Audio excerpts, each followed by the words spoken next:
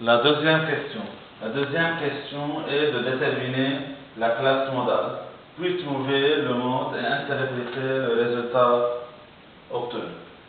La classe modale est la classe qui correspond à l'effectif le plus grand. L'effectif le plus grand, il est égal à 20. Donc, la classe qui correspond à l'effectif le plus grand est la classe 800 000. Donc, la classe modale,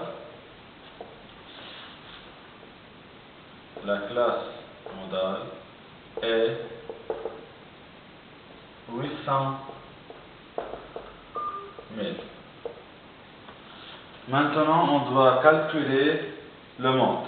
Le mode, d'après la formule, il est égal à BI plus A fois D1 sur D1 plus D2.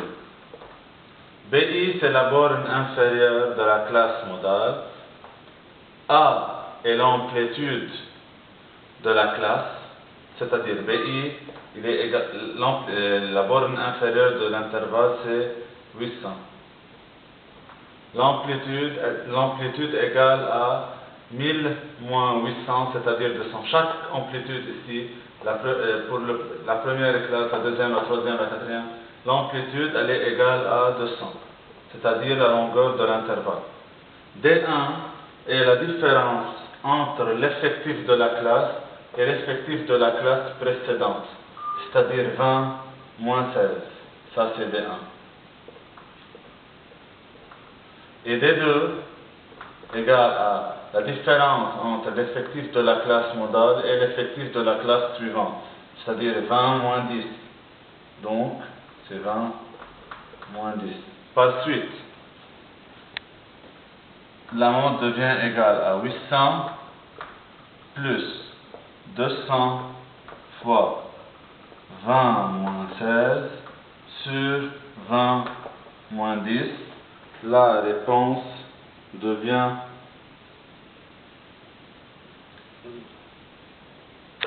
ici, écoutez un peu, c'est D1 plus D2. D1 c'est 20 moins 16 plus D2 20 moins 10. La réponse devient égale à 857,142. La mode donc égale à 857,142.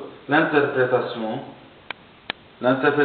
on dit que la plupart des individus de l'entreprise ont un salaire égal à 857 142